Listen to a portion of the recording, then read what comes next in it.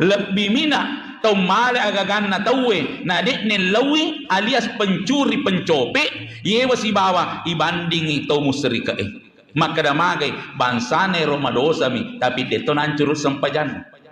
Pencuri berdosa tapi tidak hancur puasanya, tapi orang musyrik semuanya hancur.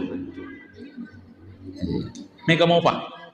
Baru-baru terjadi ibongkar ikoporna jamaah haji. Dikira sabu-sabu meliwi pajje ko Mekah. Pajje. Nah asali sabu-sabu.